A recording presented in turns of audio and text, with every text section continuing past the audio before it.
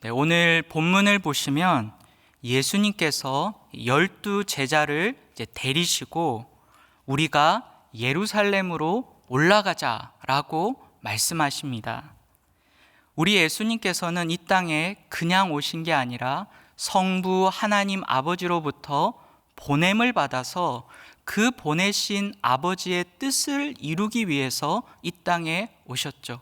이걸 우리가 미셔널 처치의 개념으로 보면 이 미셔널, 미시오, 라틴어의 미시오, 보냄받은 사람, 우리 예수님은 이 땅에 보내지셨고, 보내지셨을 때 아무 이유 없이 보내지신 것이 아니라 보내신 분의 미션, 그 사명을 완수하기 위해서 이 땅에 오셨습니다. 그런 선교적 관점으로 이 글을 다시 본다면 우리 예수님은 지금 보내신 분의 그 미션을 위해서 어디로 가고 계시냐면 예루살렘으로 가고 계십니다. 예수님께서 예루살렘에 가신 특별한 임무, 사명이 있었죠. 그건 바로 저와 여러분 우리 모두의 죄를 사하시는 죄 사함의 은혜를 선포하기 위해서 십자가에서 죽으시고 다시 부활하는 그 구원의 역사를 위해서 지금 우리 주님께서는 예루살렘으로 가자라고 지금 말씀하고 있는 겁니다. 그리고 이제 그 예루살렘에 거의 다다른 바로 이때 예수님께서는 제자들에게 누누이 하신 주님께서 이 땅에 왜 오셨는지에 대한 아주 선명하고 담백한 설명을 이어서 하십니다. 여러분 31절에 다시 보시면 예수께서 12 제자를 데리시고 이르시되 보라 우리가 예루살렘으로 올라가노니 하면서 그 이유를 말씀하십니다. 선지자들을 통하여 기록된 모든 것이 인자에게 응하리라. 우리 주님이 아주 축약적으로 선지자들을 통하여 기록된 모든 것이 인자에게 응하리라 라고 말씀하고 있습니다. 여러분 선지자들을 통하여 기록된 모든 것이 뭡니까? 성경 말씀입니다. 당시에는 신약이 완성되지 않았기 때문에 구약 성경에서 그토록 말하던 바로 그분이 바로 나다라는 것을 이제 더 선명하게 얘기하시는 거죠. 성경이 말하는 바로 그 메시아에게 이제 이 말씀이 임할 텐데 내가 바로 그것을 성취하는 자다라고 얘기하고 있는 거죠. 그걸 바로 선지자들을 통하여 기록된 모든 것이 누구에게 응합니까? 인자에게 응하리라.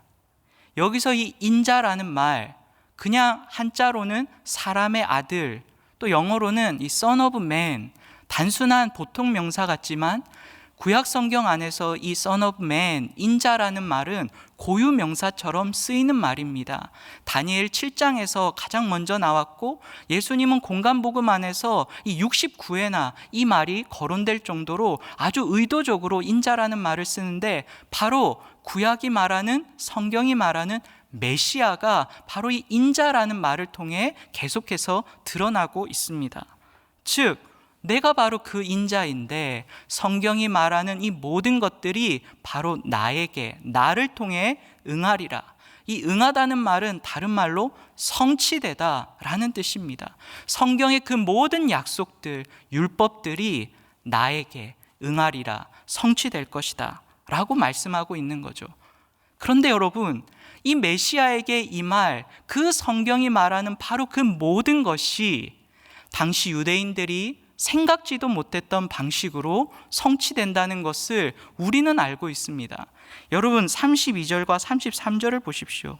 인자에게 성경이 말하는 모든 것이 성취될 텐데 그 성취되는 내용을 우리 주님께서는 32절과 33절에서 아주 선명하게, 아주 구체적으로, 아주 심플하게 얘기하십니다. 32절입니다. 인자가, 즉 성경이 말하는 그 메시아, 내가 이방인들에게 넘겨져 희롱을 당하고 능욕을 당하고 침뱉음을 당하겠으며 그들은 채찍질하고 그를 죽일 것이나 그는 3일 만에 살아나리라. 우리에게는 너무나 친숙하고 분명한 예수님의 구속사적 발걸음이지만 당시의 유대인들과 심지어 12제자들은 이 뜻을 도저히 알 수가 없었던 것이죠. 그런데 여러분, 성경을 잘 찾아보면 이 말씀이 다 예언돼 있고 인자에게 응할 말씀으로 나타나 있습니다. 그리고 우리 주님께서는 이 모든 일들을 당신께서 다 이루시고 성취한다는 것을 우리는 알 수가 있죠. 여러분, 이렇게 예수님께서 십자가의 길을 통과해서 부활에 이르러 우리 모두에게 영생을 주시는 이 길을 내시기 위해서 이 땅에 오셨다는 것을 예수님은 지금 한시도 잊은 적이 없고, 보내신 자의 뜻을 받아 보냄을 받았고, 보냄을 받아서는 확실히 보낸 분의 미션을 온전히 성취하기 위해서 예루살렘으로 지금 올라가고 있었던 겁니다. 우리 주님 철저하게 선교적으로, 구속사적으로 이 땅에서 한 걸음 한 걸음을 걸어가서 이제는 바로 그 예루살렘까지 다다르신 것이죠. 그런데 여러분, 그 주님의 길을 따른다고 자신의 모든 것을 버렸다고 자부했던 12제자들은 예수님의 그 말씀을 듣고 뭐라고 반응합니까? 여러분, 34절을 보십시오. 제자들이 이것을 하나도 깨닫지 못하였으니 그 말씀이 감추었으므로 그들이 그 이르신 바를 알지 못하였더라. 주님께서 하신 말씀을 하나도 깨닫지 못했습니다. 여러분, 누가는 공간복음 안에서, 즉 마태, 마가, 누가 안에서 누가는 이 34절의 이 짧은 명료한 문장으로 제자들이 예수님의 걸어가시는 이 십자가의 길, 선교의 길을 하나도 깨닫지 못했다, 아주 결론적으로 설명을 하고 있지만, 마태와 마가는 이것이 어떤 식으로 그들에게 드러나고 있는지를 구체적으로 보여주고 있습니다. 여러분이 아주 잘 아는 말씀인데요, 마태와 마가는 이 동일 본문을 그대로 기록하고 있지만 이 34절에 나오는 바로 이 위치에 다른 내용을 넣어놓고 있거든요. 마태복음 20장 19절과 20절을 먼저 보시면요, 이렇게 있습니다. 19절 말씀은 이 누가와 같습니다. 이방인들에게 넘겨주어 그를 조롱하며 채찍질하며, 심지어 마태는 뭐라고 기록합니까? 십자가에 못 박게 할 것이나, 주님께서 어떻게 죽으시는지까지도 말씀하고 있죠. 제3일에 살아나리라, 이렇게 말씀하셨습니다. 그런데 여러분, 이 말이 끝나자마자 20절에는 무슨 기록이 있습니까? 그때에 세베대의 아들의 어머니가 그 아들들을 데리고 예수께 와서 절하며 무엇을 구하니. 여러분, 여기서 이 세베대의 아들이 누굽니까? 예수님의 12제자 안에 있었던 야고보와 요한입니다. 야고보와 요한, 주님을 위해서 모든 것을 버리고 따랐다는 그 제자들이 지금 예수님이 이 땅에 오셔서 가고자 하는 그 길 바로 앞에서 무엇을 구하고 있습니까? 여러분, 이 이후에 주님의 나라가 임할 때 내 자녀들 한 명은 주의 보좌 우편에, 한 명은 주님 보좌 좌편에 앉게 하여 주옵소서라고 구하고 있는 것이죠. 마가복음도 한번 볼까요? 마가복음 10장 34절과 35절에도 이렇게 말합니다. 그들은 능욕하며 침뱉으며 채찍질하고 죽일 것이나 그는 3일 만에 살아나리라 하시니라 하고 나서 마가는 35절에 이렇게 기록합니다. 세베대의 아들 야고보와 요한이 주께 나와 여짜오되 선생님이여, 무엇이든지 우리가 구하는 바를 우리에게 하여 주시기를 원하옵나이다. 여러분, 지금 이 오늘 본문 18장 28절에 보면은 베드로가 여짜오되 보옵소서, 우리가 우리의 것을 다 버리고 주를 따랐나이다, 이런 말씀이 있거든요. 제자들이 지금 우리의 것을 다 버리고 주님을 따랐나이다 라고 고백하고 있지만, 제자들의 마음속에는 예수님을 따르는 목적이 이 안에서 아주 노골적으로 드러나 있는 거죠. 주님의 나라가 임하면 내가 지금은 내 가족들, 재산들 다 버리고 주님을 따랐지만 지금 자기 삶을 예수님께 걸었지만 그 목적이 어떻게 드러납니까? 주님 나라 임할 때 주의 보좌 우편과 좌편에 저를 앉게 해주십시오.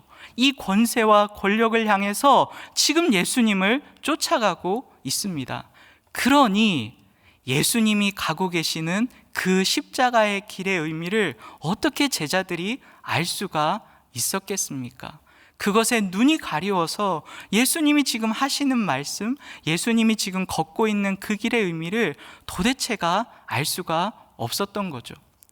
여러분, 제자들이 바로 예수님의 이 구속사적인 이 고백 이후에 이와 같은 반응을 했지 않습니까? 이 바로 앞에 우리가 어제 함께 나눈 본문에는 또 누가 나옵니까? 큰 부자가 나오지 않습니까? 이 공간복음 마태, 마가도 모두 다 이 돈이 아주 많은 청년, 사람, 또 누가복음에는 이 관리라고 표현되는 사람이 나타나서 주여 영생을 어떻게 얻겠습니까? 라고 말하니까 예수님 뭐라고 대답하십니까? 모든 것을 가난한 자에게 다 주고 나를 따르라 라고 말합니다. 그러니까 그 돈이 많은 사람, 그가 큰 부자였으므로 심히 근심하여 결국 주님을 따르지 않게 된 거죠. 여러분, 지금 예수님이 걸어가신 그 길에 앞뒤로 누가 위치해 있습니까? 큰 부자가 위치해 있고 또 제자들이 위치해 있습니다. 둘 다 영생을 얻고 주님을 따르려고 했던 사람들입니다. 그런데 예수님이 걸어가신 그 길을 결국은 따르지 못합니다. 큰 부자는 자기가 가지고 있는 그 재물이 오히려 주님을 따르는데 보지 못하는, 영생을 이르는 길을 보지 못하게 눈을 가리워 버려서 주님 가는 그 길을 결국 따르지 못했고, 제자들은 자신들이 주님을 따르는 목적이 동상이몽, 주님께서 가시고자 하는 그 목적과 본인들이 따르는 그 이유가 달랐기 때문에 주님이 하시는 지금 이 일을 보지 못했던 거죠. 그들은 눈이 있었지만 주님의 길을 보지 못했습니다. 그런데 성경은 여러분, 이 공간복음 공이 다 이 예수님의 마지막 내가 이제 십자가에서 죽겠고 3일 만에 부활할 것이다 라는 이 주님의 미션을 들은 이후에 제자들의 깨닫지 못함, 보지 못함을 보여준 후에 누구의 기록을 다 기록하고 있냐면 맹인의 기록을 보여주고 있습니다. 오늘 본문에도 한 맹인이 등장합니다. 여러분 35절을 보십시오. 여리고에 가까이 가셨을 때에 한 맹인이 길가에 앉아 구걸하다가, 마태복음에는 이제 두 맹인이라고 나오고 마가복음에는 이 맹인의 이름이 나오는데 디베오의 아들 바디메오라고 나옵니다. 이 바디메오, 이 맹인이 길가에 앉아 구걸하고 있습니다. 예수님께서 이제 명절에 예루살렘으로 올라가시고 수많은 유대인들도 절기를 지키기 위해 올라가고 있었기 때문에 그때 구걸하던 자들은 그 길가에 있어야지만 많은 이 구걸하면서 돈을 받을 수 있기 때문에 아주 많은 거린들이 그 길목에 있었을 겁니다. 이 맹인 바디메오도 그 중에 한 명으로 이 길가에 앉아 구걸하고 있었던 거죠. 그런데 36절에 보시면 무리가 지나감을 듣고, 너무 많은 무리가 지나가고 있으니까 앞을 보지 못하기 때문에 웅성거리는 소리를 듣고 이 무슨 일이냐 묻게 된 거죠. 그러니까 37절에 그들이 나사렛 예수께서 지나가신다 하니 라고 말하고 있습니다. 나사렛에서 나신 나사렛 예수, 나사렛에서 자란 나사렛 출신 예수, 나사렛 출신 예수께서 지나가신다 하니 38절에 맹인이 외쳐 이르되, 여러분 이 맹인이 뭐라고 외칩니까? 다윗의 자손 예수여 나를 불쌍히 여기소서. 나사렛 예수가 지나간다는 말을 듣고 나사렛 예수여 나를 불쌍히 여기소서 말한 게 아니라 다윗의 자손 예수여 나를 불쌍히 여기소서라고 외치고 있습니다. 그 나사렛 예수가 앞을 못 보는 이 맹인은 누구라고 확실하게 믿었던 겁니까? 성경이 말하고 있던 그 다윗의 자손이라는 것을 알고 믿고 고백하고 있었던 거죠. 여러분이 다윗의 자손이라는 이 말도 보통 명사이기보다는 성경에서 메시아를 뜻하는 고유 명사처럼 쓰이지 않습니까? 그래서 신약의 첫 권, 첫 장, 첫 절인 마태복음 1장 1절에 어떻게 시작합니까? 아브라함과 다윗의 자손 예수 그리스도의 계보라. 다윗의 자손은 바로 예수 그리스도, 아니 메시아임을 드러내는 구약의 아주 중요한 고유 명사였습니다. 그러니 지금 예수님께서 자신께서 이 땅에 오신 이유가 인자가, 구약이 말하는 모든 말씀이 인자에게 성취되어야 하리라, 내가 그것 때문에 왔다 하고 주님께서 자신을 인자라고 말씀하지 않았습니까? 성경에서 메시아를 뜻하는 또 하나의 표현인 이 다윗의 자손이라는 이 말을 지금 누구 입에서 나오고 있습니까? 앞을 못 보는 맹인의 입에서 이 고백이 터쳐나오고 있습니다. 돈이 많았던, 세상의 물정을 잘 알고 잘 투자하고 세상의 모든 것을 잘 보고 분석했던 그런 부자도 예수님이 인자요 다윗의 자손 메시아임을 몰랐습니다. 주님을 그렇게 가까이 따랐던 제자들도 예수님이 인자요 다윗의 자손인 것을 깨닫지 못하고 그저 주님의 나라가 임할 때 우편과 좌편에 앉기를 바라면서 예수님을 따르고 있었습니다. 그런데 앞을 못 보는 이 맹인은 누구를 정말 제대로 봤습니까? 예수께서 다윗의 자손으로 이 땅에 오셔서 우리를 구원하실 메시아임을 그는 분명히 보았고 지금 고백하고 있는 겁니다. 여러분, 성도로서 우리가 정말 중요한 게 뭡니까? 우리가 오늘 찬양한 대로 예수님이 누구신지를 우리가 정확하게 알면 알수록 우리의 생각과 우리의 삶이 그분을 향해 길을 내고 따라가지 않겠습니까?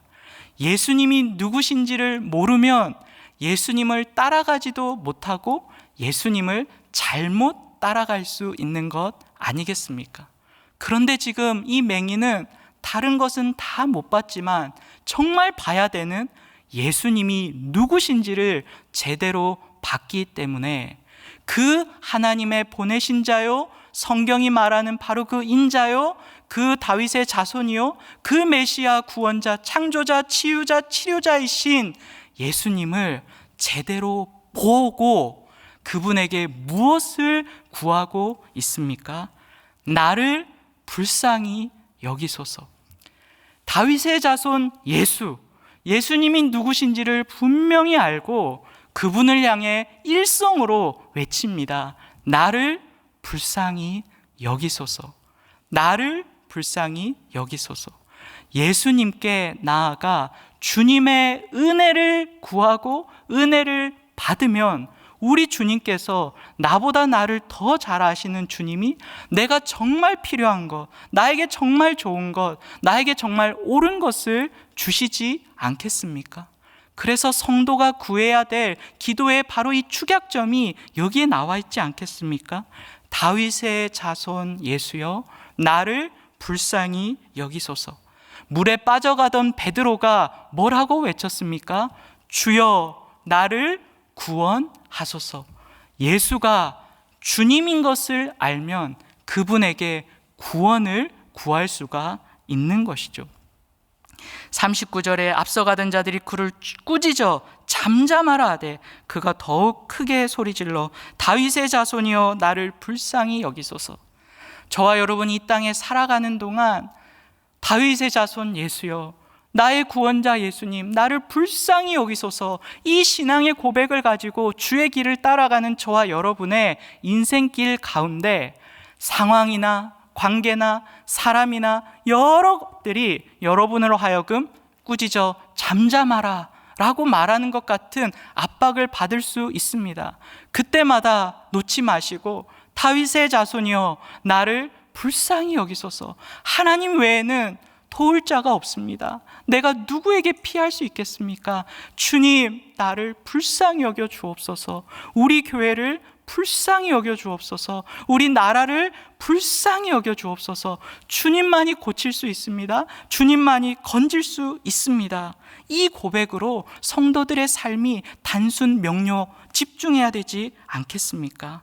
주님은 41절에 내가 무엇을 하여 주기를 원하느냐 물을 때 주여 보기를 원하나이다 주께 간구했고, 주님은 42절에 내 믿음이 너를 구원하였느니라 말씀하셨습니다.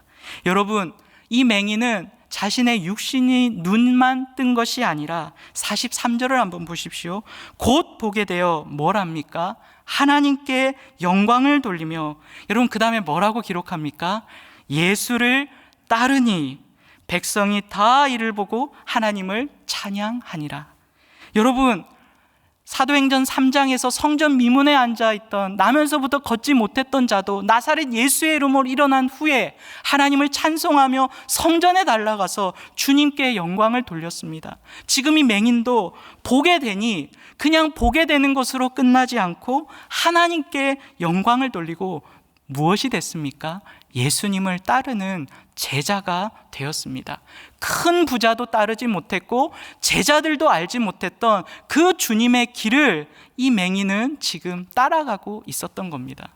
그런데 여러분, 맹인이 주님을 따르는 그 모습, 주님을 따라가며 주님께 영광을 돌리는 그 모습을 보고 모든 백성들이 하나님을 찬양하였습니다. 주님을 따르는 그 삶, 주님을 찬양하는 그 삶을 백성들이 보고 하나님께 영광을 돌렸다는 것입니다. 오늘 하루 저와 여러분이 주님을 따르며 고군분투하며 다윗의 자손 예수여 나를 구원하소서 외치는 그 십자가의 길, 제자의 길을 걸어가는 그 모습을 보고, 여러분의 그 존재론적 선교를 보고 주변의 많은 분들이 주님을 보고 주님을 알고 또 다른 주님을 따르는 제자가 되기를 주의 이름으로 축복합니다. 오늘 이 시간 우리 말씀을 기억하시면서 우리의 기도가 더 단순 명료해지고 우리가 걸어가는 이 길이 주님이 가신 그 길, 십자가의 길이지만 부활 영생의 길이, 이 십자가의 길, 제자의 길을 오늘도 주를 따라가기를 원합니다. 다윗의 자손 예수여 나를 불쌍히 여기소서. 이와 같은 마음으로 여러분 개인과 가정과 사랑하는 우리 교회와 나라를 위해서 기도하고 돌아가시는 오늘 복된 하루 되시기를 바랍니다. 함께 기도하겠습니다. 살아계신 하나님 우리 아버지,